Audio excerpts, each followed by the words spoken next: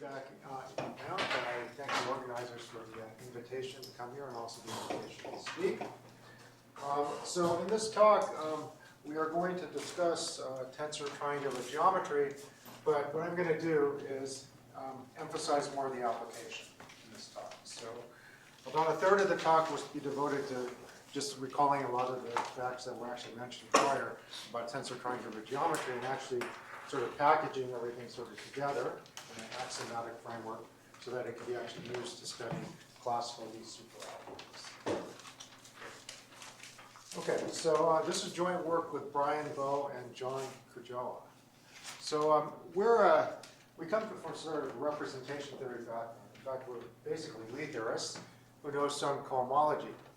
And so we started learning about tensor triangular geometry from these two papers. So this is a very influential paper that Paul Balmer wrote in 2005, where he defined the spectrum of prime ideals in the tensor triangulated category. And then we also learned a lot from this monograph by Benson, Iyengar, and Krause. Well, I guess they're sitting up there, but not in the right order. All right, so we're very much indebted to these people for their exposition and for their very clear exposition and for their work. We also should mention a bunch of the foundational work that was due to like Amnon Niemann, also Benson, Carlson, Ricard, Mike Hopkins, and some other people that I'll mention later on. Okay, so here's sort of the overview of the talk. So we'll talk about algebra. So when I mean algebra, we talk about objects like categories. We talk about finite group schemes. We'll talk about Lie algebras and then Lie superalgebras. And this will be related to looking at like commutative rings too. Okay, so there's also geometry involved. So what we'll do is we'll look at these Zariski spaces. So a Zariski space is just a Noetherian space where every irreducible vote set has a unique generic point. An example is spec of a ring.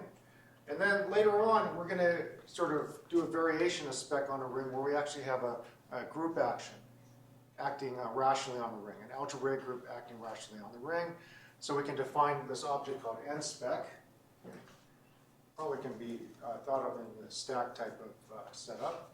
And then support varieties too. And then finally, a lot of the input will actually be given by certain combinatorics. So we're going to have to do some type of hard calculation in order to get the result out. So this will involve looking at sort of symmetric groups, and then we have to actually verify properties on the classifying support data. So I'll mention this at the end of the talk and how we actually do this. Okay, so here's the idea. So I'm going to set up, make a framework where we can actually study tensor triangulated categories. So this is not new. Other people have done this sort of axiomatic setup too. So you start out with like a tensor triangulated category over here. And then you have a topological space. So let's say a nice Zariski space. So somehow we want to build a bridge from the tensor triangulated category to the Zariski space. So we all sort of know how to do that. And that's to use support data. So we take an object in our TTC, and then we assign it some like closed set inside of our Zariski space. Okay. So what I'll do next is I'll just kind of briefly go over these three things. The TTC, which was done in Greg's talk, a little bit about Zariski spaces, and then the axioms we need to kind of get across from here to here to classify like big tensor ideals and also calculate the Balmer spectrum. Okay, so I'm probably going to drop a lot of these small details, but oftentimes when I talk about a TTC, I'm going to assume that it is rigid. Okay, so I may drop that once in a while, so I apologize. I'll try to correct myself when I really need it. Okay, so as mentioned in the last talk, what's a tensor triangulated category? It's a triangulated category which is also equipped with a symmetric monoidal tensor product, okay, which is exact in each variable, and then Greg described the other axioms that needed to be satisfied for TTC. Okay, Okay, so let's go over some examples. So if you have a finite group scheme, so another way to think about finite group schemes are in terms of finite dimensional co-commutative Hopf algebras. So they're equivalent. So whenever you have a Hopf algebra, you have a coproduct. So you can make tensor products in the modules. Right?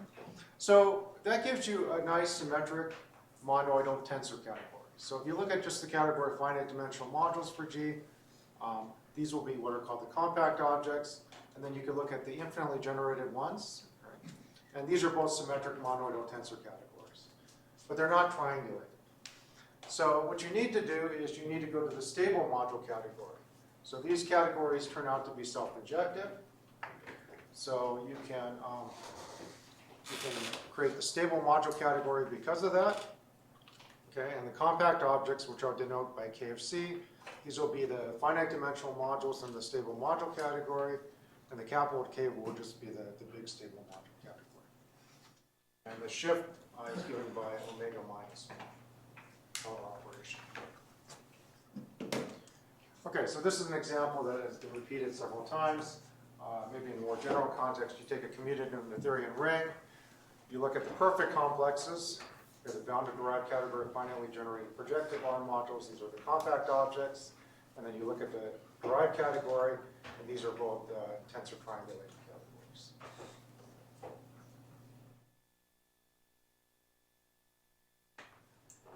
Okay, so this was actually mentioned in the last talk too. So we have to talk about thickness, and we have to talk about ideals. So what's an ideal? So the idea is that when you take a tensor triangulated category, you think about the tensor product as being like the multiplication in a ring, and then your unit is going to be the unit inside the TTC. Okay, so what's a tensor ideal? So you have something which is a triangulated subcategory, which is closed when you tensor on one side. Doesn't matter, it's symmetric. So if I take something in I and just an arbitrary element of K, I want to land back in I again. It's thick if it's closed under taking direct summands. And then the prime ideal situation is just like the prime ideal in a ring. Okay. And so Paul's idea was to create a spectrum, just like you do with the spectrum for a ring. This time you have prime ideals in your TTC as defined before, and then you can topologize the SPC in this way. Okay. So these form the closed sets inside your tensor triangulated category.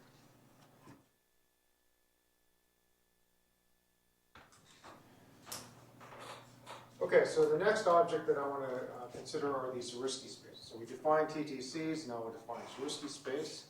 So we're just taking the Noetherian topological space, and we want every closed set, of course, to be as a union of finitely many irreducible closed sets. And then we want the additional condition that when you take an irreducible closed set, it has a unique generic point. So the prototypical example here is when you take spec of a ring, where R is a commutative Noetherian ring, and this is a Zariski space. And if R is graded, oftentimes we'll projectivize everything.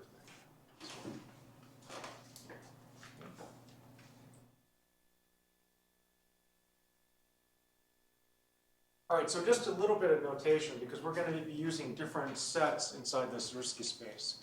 So the calligraphy X is going to be the collection of closed sets. We denote XIRR to be the collection of irreducible closed sets. A subset is specialization closed if it's a union of arbitrary closed sets. We're in a Noetherian topological space, we're okay there.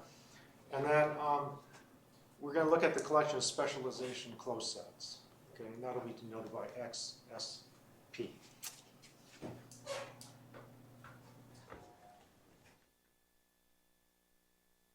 Okay, so now I'm going to set up the axioms for support data. So these axioms are stated in many, many different places.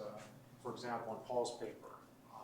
I think earlier axiomatic setup maybe was set up in like Henry Krause's work too, with others.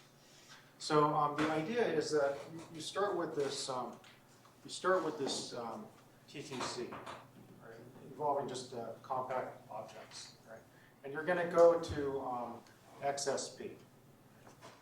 And what you want to do is you want to take basically projective objects to 0 and the unit object to the whole space. And then you want to have certain additivity properties. So if you take a direct sum of modules, the union of the supports, the support of the shift is just going to be the support of the original module itself. And then you have this 1 and 2 property, or 2 and 1 property. I forgot what it was called. But basically the idea is that any one of these is contained in the support of the other 2. You want the tensor product property, where you take the tensor product of 2 modules. It's going to be an intersection of the support. And again, I'm going to assume rigidity here at this point. Okay, so you can take dual modules, and you want the support of the module to be the same as the support of the dual. All right, so these are sort of basic properties of a support data. Now, you want the supposed to be specialization closed, not closed? yeah, I think in this case, I probably just need it to be closed. Okay, yeah, thanks. Probably just needs to go into closed sets. Later on, I'm going to define an extension which goes into XSB. Okay. Okay, now there are 2 very important properties that were mentioned. I think these were mentioned in like Jack Hall's talk. And maybe this is related to this Thomason condition. So one property is that this support data actually detects projectivity. Okay, so that's the way to sort of interpret this S7 property. And then you want a type of realization.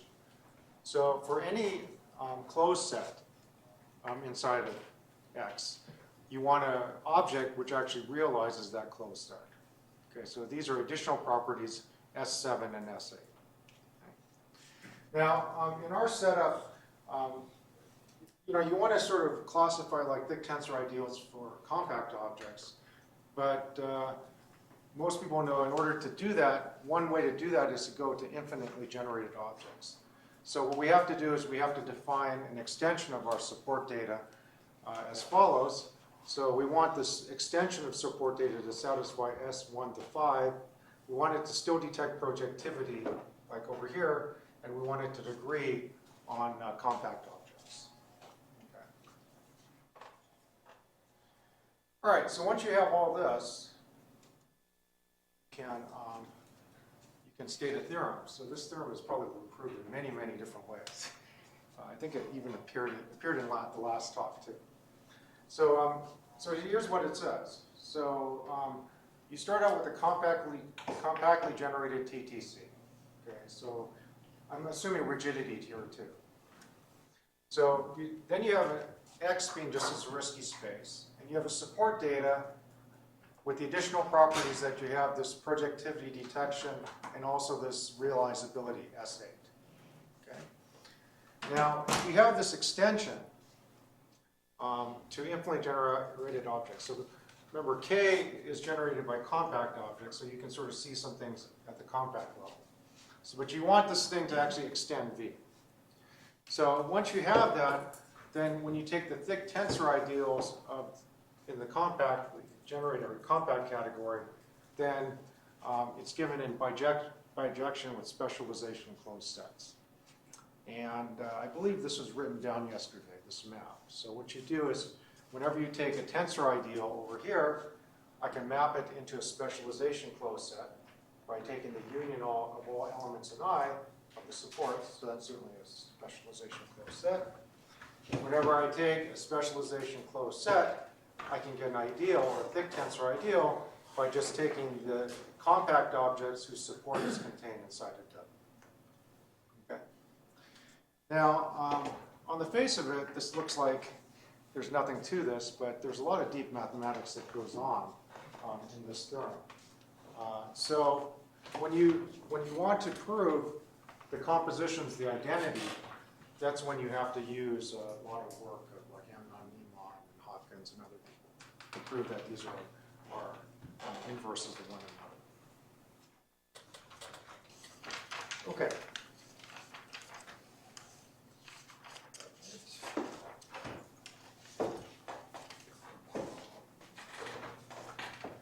Okay, and And then once you have the same setup, you can also compute the Balmer spectrum too. Okay. So, so this will be given by a homeomorphism between the Zariski space and the Balmer spectrum in this way. So once you have the support data which does the right things, then you can actually compute the Balmer spectrum.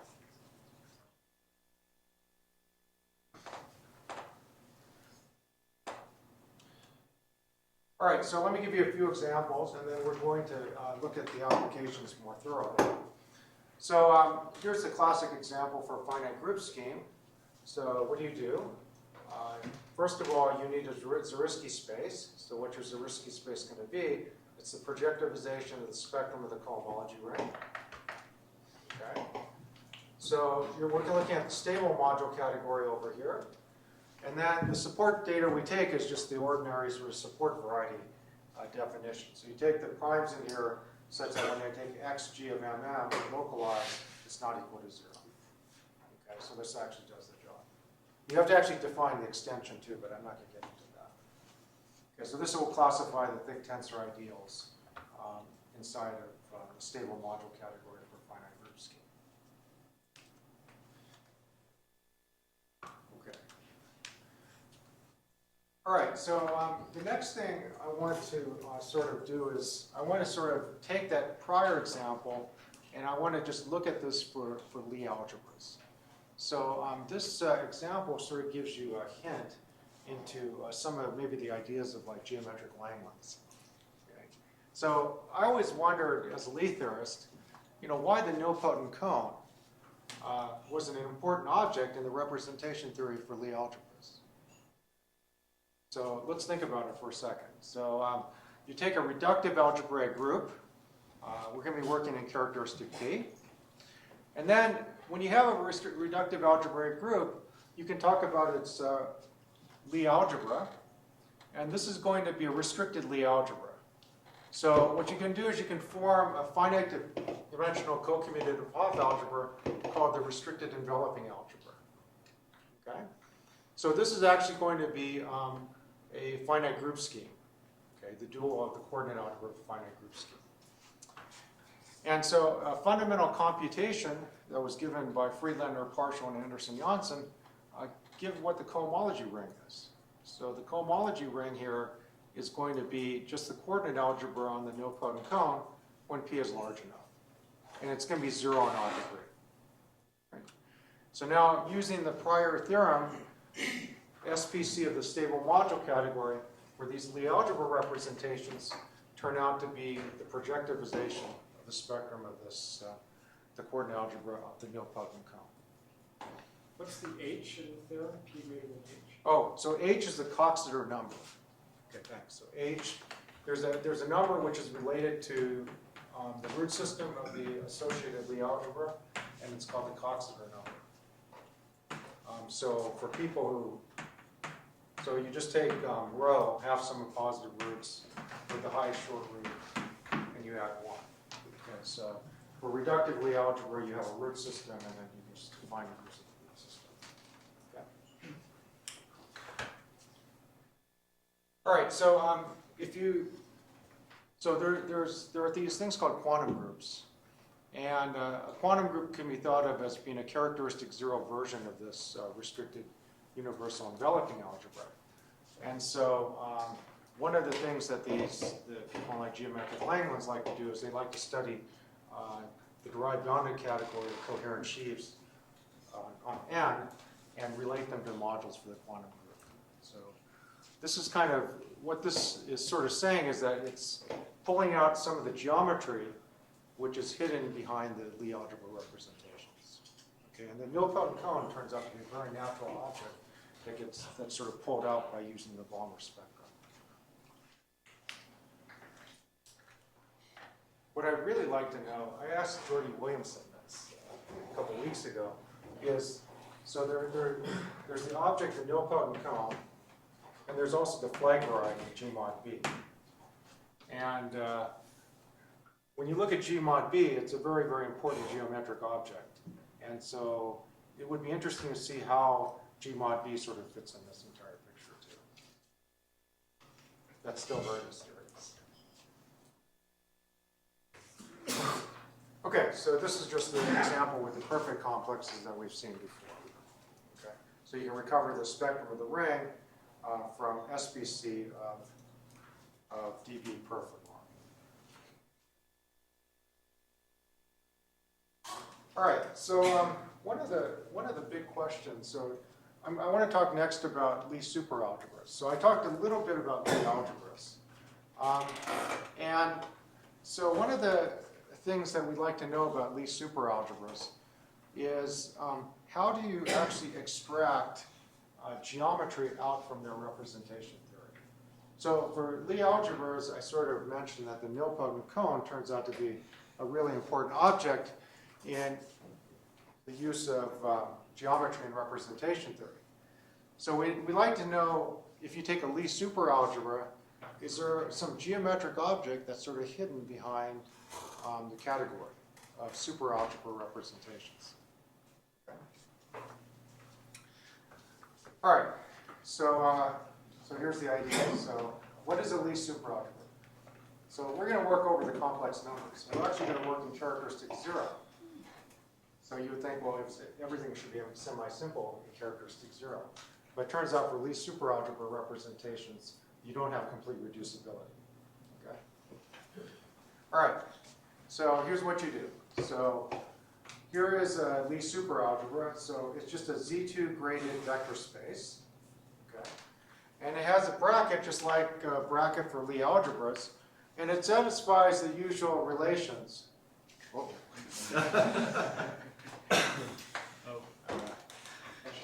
Should we just keep that there? Or?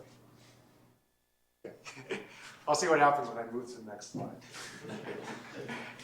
Okay, so the idea is that we have Lie bracket operations, and they satisfy, like the Jacobi identity becomes like the super Jacobi identity, and then you have the skew commutativity, but you have to worry about the degrees in the skew commutativity.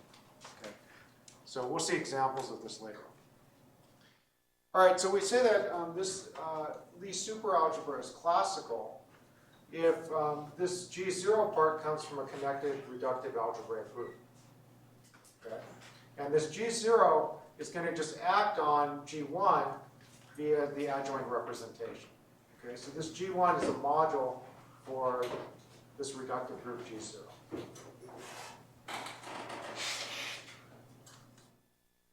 All right, so let me give you an example of a Lie superalgebra. This is probably the most standard example. So what you do is you take n plus 1 by n plus 1 matrices over the complex numbers. Okay? So you should think about these matrices in terms of having like 4 blocks over here.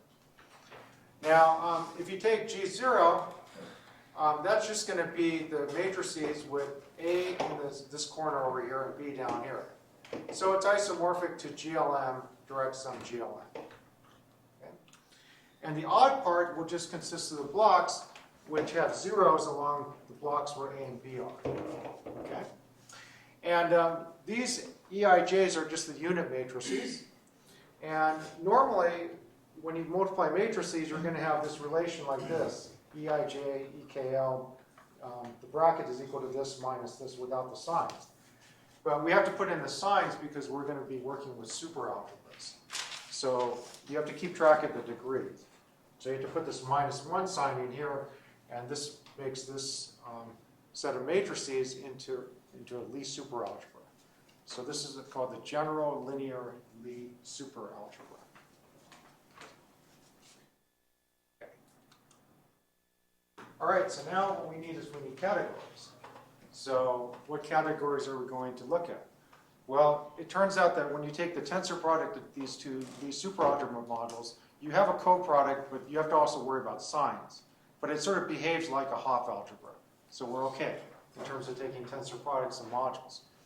So you can look at all finite dimensional modules for the superalgebra, which are completely reducible over the reductive Lie algebra.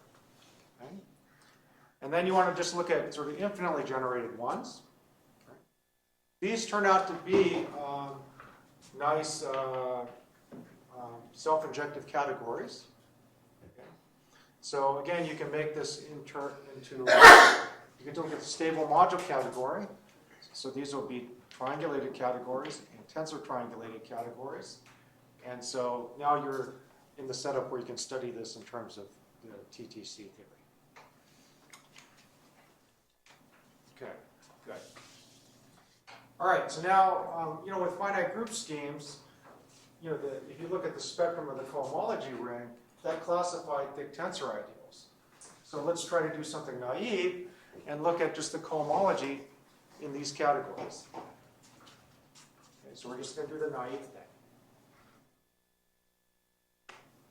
Okay, so what is the cohomology in these categories? It's the relative cohomology. And people should be shaking because most of the time the relative cohomology is not finally generated. But in this case, we can actually compute what the relative Lie algebra cohomology looks like. Now, when you think about it, when you take ordinary Lie algebra cohomology, how do you compute that? Well, you just take the exterior algebra on the dual of the Lie algebra. And after a while, beyond the dimension of the algebra, there's no cohomology left. So there should be nothing there. But in the super world, the odd degree elements give you some geometry. Okay? So what you do is you do the same sort of deal with the relative Lie algebra cohomology. So you're going to look at these complexes given by the super exterior powers. Okay, so because it's relative, I have to take G mod G0 here, okay? But when I take super exterior powers, it becomes symmetric algebra. So when you look at the chains over here, this will just become the symmetric algebra on G1 star, okay? And it turns out that all the differentials are going to go to 0. You can just make that computation, and you can actually compute out what the cohomology ring looks like for any classical Lie superalgebra. It's just going to be the symmetric algebra, so this is a polynomial algebra, with the G0 invariance. So you're getting some sort of geometric invariant theory coming This in. is doubly graded. What are the degrees of the generators? Degrees of the generators are just, well, it depends on what this is, right? So you have to take the invariant ring, and then it depends on the degrees of the generators in the invariant ring. Is one of the degrees obvious? The internal degree? I don't think so. I don't think so. I mean, you definitely have the 1 in degree 0, but then, you could have higher still. Right. Sometimes, later on, what I'll do is I'll use invariant theory. And this will be related to looking at the symmetric algebra on something else with a finite reflection group. Okay, so you can actually explicitly compute where the generators are in that situation. Who BKA? I beg your pardon? Who is BKA? Oh, Bo, Kujo, and Nakano. Okay, the three of us. So we have like 4 papers before this, which actually set this up. All right, now G0 is a reductive group, so that means that this cohomology ring is finally generated. So it's amazing. This is a relative cohomology ring which is finally generated in a very natural way. Okay, so let's look at this a little further. All right, so now we're just going to try to use the same ideas as before, right? So we have finite generation cohomology. We can define support data. So we can just define the support data over here. So you take a module, and then you look at this cohomology of MM. And you take a prime inside of here, and then you localize and see if it's not equal to 0. Okay. Now, what happens is this support data does not classify thick tensor ideals because it does not detect projectivity. Okay. So you can come up with a module, like for GLMN, you can take what's called this CATS module, and the variety is always going to be equal to 0, even though the CATS module is not projected. Okay. And the reason why this does not work is in the blocks for these categories, you have infinitely many irreducible representations. Okay, so this is sort of a different setup than with the finite group scheme setup.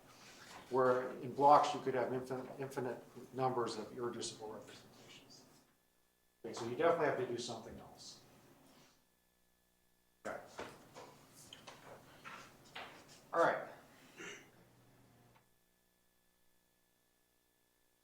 Okay, so now the good news is, so this subject of superalgebra representations was very, very combinatorial. So people define module invariance by just looking at combinatorics in their root system. So Katz and Wakimoto defined the atypicality back in the 90s. And the atypicality of any weight is just the maximal number of linearly independent, mutually orthogonal roots, okay? Such that the inner product, when I take lambda plus rho, it's going to be 0. So this is just purely combinatorial. You can compute this given the root system for this Lie superalgebra, right? And miraculously, if I take the dimension of these supports with simple modules, for simple modules in this category, I get the atypicality right on the nose. Okay, so this support theory actually geometrizes this combinatorial invariant called the atypicality. Okay, that was defined back in the 90s. All right? And for other Lie superalgebras, this conjecture or this statement is still open. Okay, so it's good for, this support theory is good for doing something, but it's not good for classifying thick tensor ideals.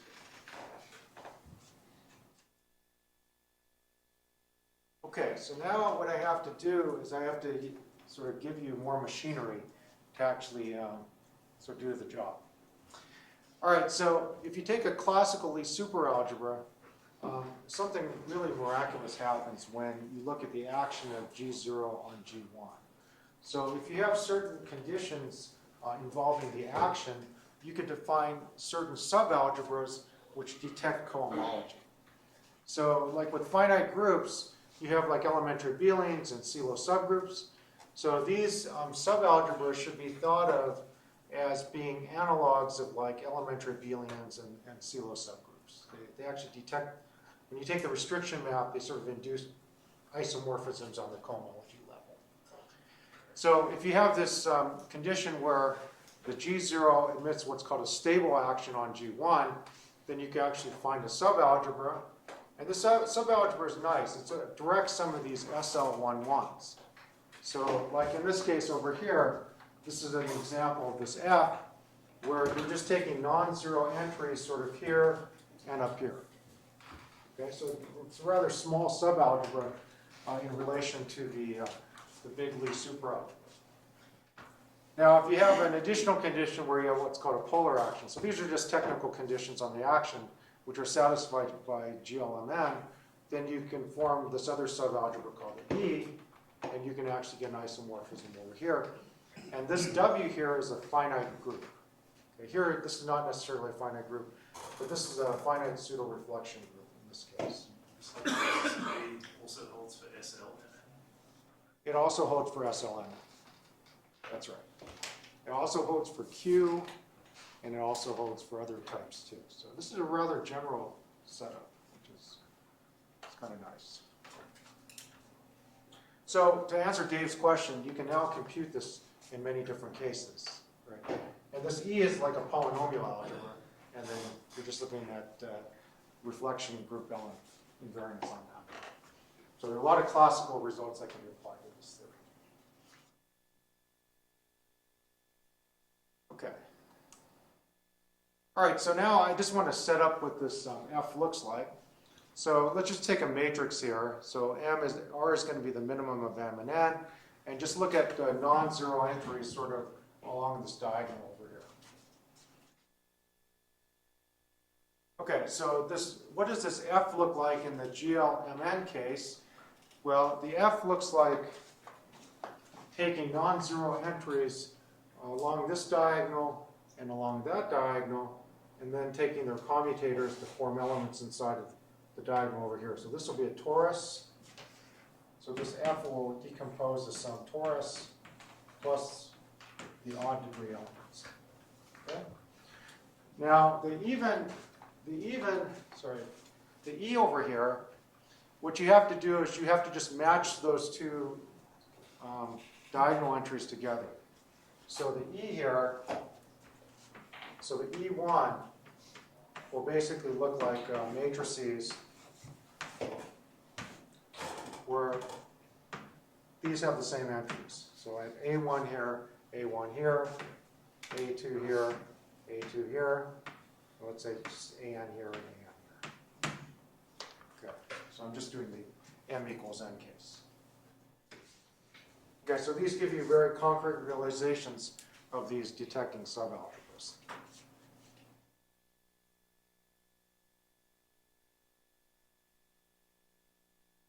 All right, now there's a nice algebraic group which is going to sort of act on these detecting subalgebras. So I'll describe this N in a moment, but I want to describe what I mean by N spec. So I take an algebraic group, and it's going to act rationally on a graded commutative ring by automorphisms. Okay, now I'm assuming that these automorphisms preserve the grading. Okay. So this induces an action of N on the spectrum. Right? So then what I want to do is I want to look at the set of homogeneous N prime ideals. Right? And so I want to take this map, which goes from the spec, and then I take the intersection of all G of G times P, where G is an N. Okay? So this is also N invariant. It turns out to be an N invariant prime ideal. And then what you do is you sort of pull everything back, use the topology on X to induce the topology on Xn. Okay? Now, an important property, so this is all in the work of Martin Lorenz. So there are several beautiful papers that he wrote. He's a ring theorist. He wrote about this N spec. And so one of the properties is that if you take two things in the image and if they're equal to one another, that means the closures of these prime ideals have to be the same. So the idea is that you're topologizing the closures of these prime ideals. Okay? So when you take like the geometric quotient, you're just looking at the closed orbits. So here I'm actually topologizing the closures of all orbits, and that's going to be the right geometric object to use.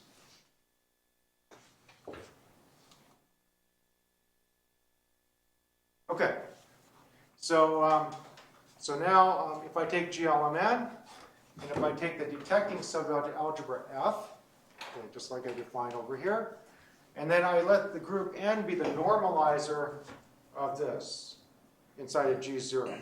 So remember, elements of G0 act on G1, and I could just take things which send F1 back into F1. Then there's a bijection between thick tensor ideals in this stable module category and specialization closed sets inside this N spec. Okay? So how do you, so we have the topological space and we have the TTC. So how do you build the support data?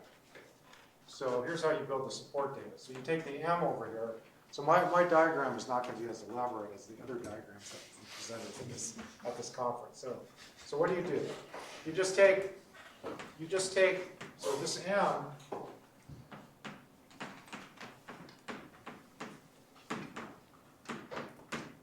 is an F of GG0. So you just restrict it down to the action for this detecting subalgebra, and you take its support as a support in the detecting subalgebra. And this thing is going to be N stable. Okay. And then, since it actually comes from cohomology, the axioms S1 to S5 are pretty easy to check. Okay, so this satisfies the tensor product property, blah, blah, blah, and so forth and so on. Now, S7, that follows from work that I did with Lira. I'll just look this way. There's a result of Lira, Nakano, and Jag. So basically it says that you can detect projectivity in this category by just restricting and testing projectivity over F. So M in CGG0. So M is projective if and only if. And I'm restricted down to FF0. It's projective. Okay, so this will actually detect projectivity. These supports will detect projectivity in this category over here. So now you have to realize. So you have to say to yourself, if I take a closed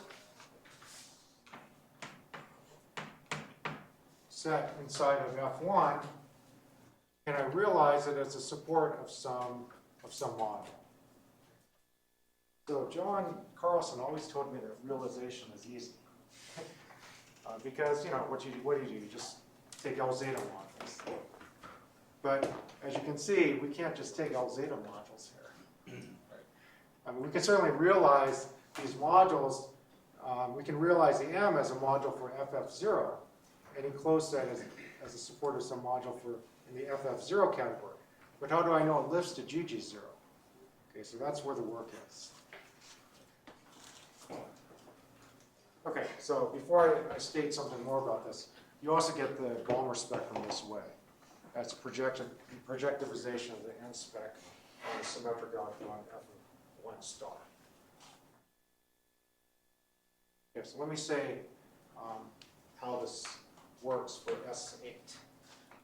Okay, so now I'm looking at S8.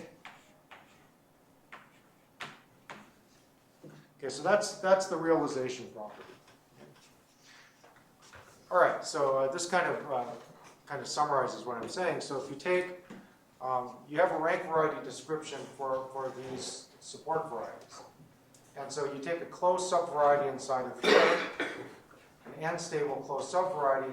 I want to realize it as a support variety for some module inside the GG0 category. All right. Okay, so the first thing you have to do is you have to realize what n is. So this is a simplified version of n here when m and n are the same. Basically, the normalizer looks like a symmetric group tensor a torus. Okay, so the symmetric group is just going to be permuting these entries around. Okay, right, and then the torus will be acting on this space and this space too.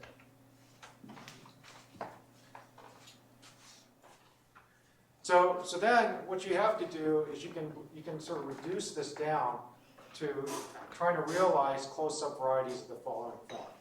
So you just take a variety which is a closed T invariant subvariety. So it's closed under the torus action, and then you just permute these varieties around, and you want to realize these varieties. Right? Now, you can use some of the standard representation theory for Lie superalgebras to realize some of these. So you can realize them by Katz modules and some simple modules. But in other cases, you need to actually use sort of a complicated parabolic superalgebra induction in order to realize these supports. Okay? And these geometric induction functors were studied by Penkoff and Serganova. And another interesting feature of this is that to do these computations, you need some spectral sequence techniques. And these were actually used in some prior work that I had with partial and Vela on the proof of this Janssen conjecture. Okay, so there's a lot of, this is where a lot of the superalgebra machinery comes into play to actually verify S8. That's the important thing to be able to do. It just doesn't come for free in this case. Okay, good. All right, so there's a problem session. I think I'll give you some problems. All right, so this has sort of plagued the entire theory for many, many years. So my colleague Mitch Rothstein, who's actually an expert in superalgebras, said it would be really nice to be able to extract the odd degree elements, because a lot of the geometry is coming from the odd degree elements. So when you classify thick tensor ideals, you're actually using the odd degree elements over here. certain odd degree elements. So this is definitely coming into play in terms of the geometry of the setup. So you can ask the following. So if you take a classical Lie superalgebra, and you take the G1 part. So there should be a bar over this too. All right, so these are the odd degree elements over here. So you can define the complexity in these categories. And by using a causal resolution argument, you can find an upper bound for the complexity, just in terms of the dimension of the odd degree elements. Okay?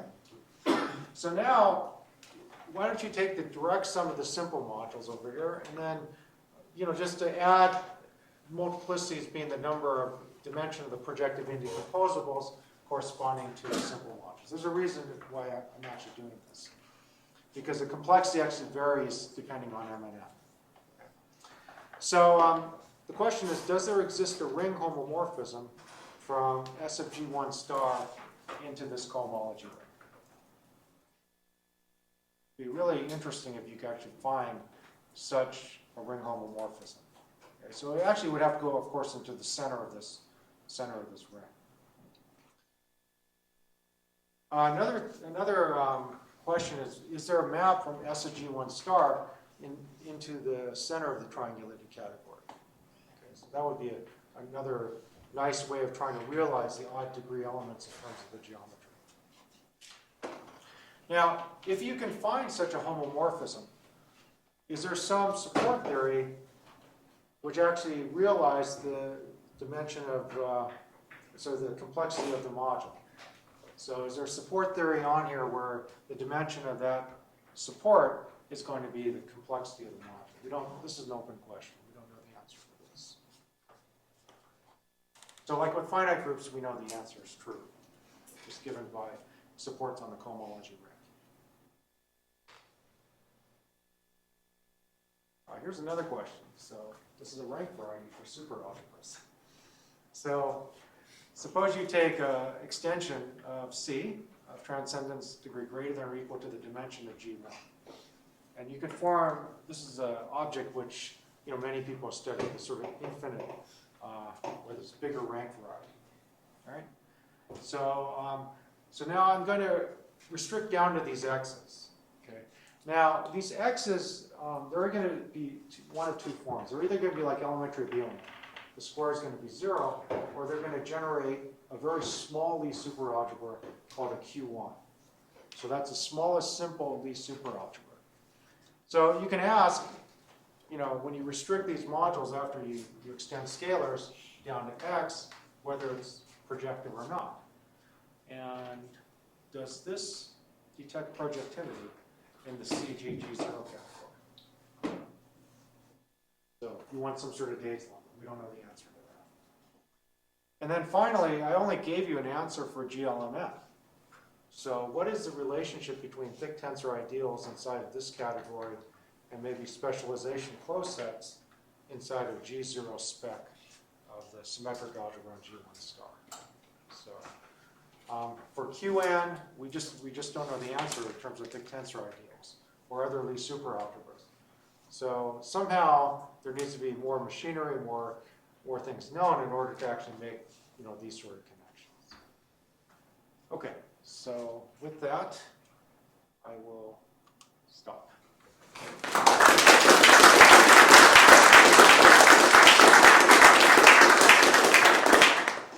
Thank you very much. Other questions or comments? Yeah, fine. So you have the restriction functor from FGG naught to the category for the detections of algebra F. Yes.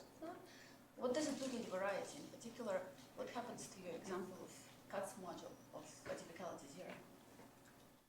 Sorry, what happens to the Katz modules? Or to the variety in general? Right? In the situation of finite group Lie algebras, we know the restriction behaves very well. So it turns out that you can realize these things as sort of geometric quotients. So you're talking about if I take the variety in the GG0 category and then restrict it down? Okay, so we actually answer that paper in the Mirror-Zhang situation. And so I think the results are following. If you take the GG0 variety of M. This turns out to be the same as the E0 variety of M. And then you take the geometric quotient with the W. Okay. And the same thing is true with the F varieties.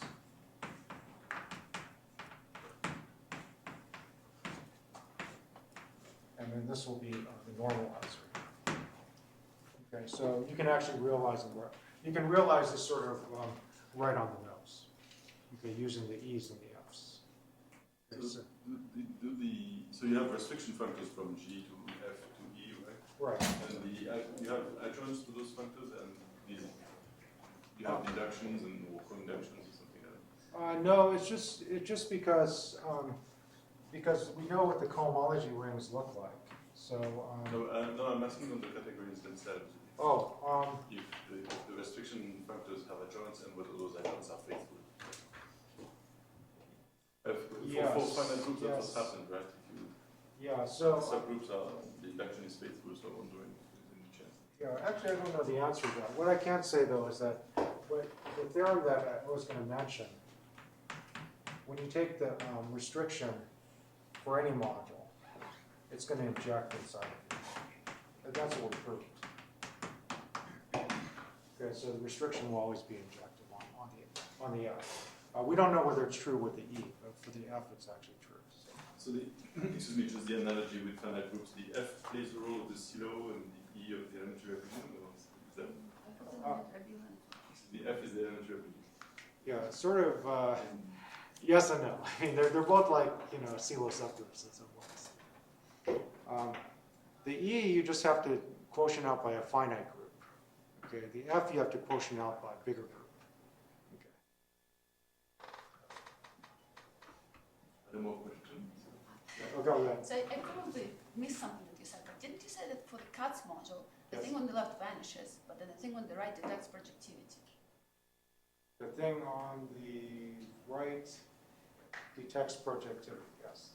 But then the support, if you just do homological support for G, vanishes for the CATS module. Right, so this side will vanish. I think it's okay. Well, actually, let's look at this over here. So the point is, if I put the CATS module in here, this will be empty. This will not be empty until I take the geometric quotient. That's the point. I hope that makes sense. So it won't be 0 on the F until you take the geometric quotient.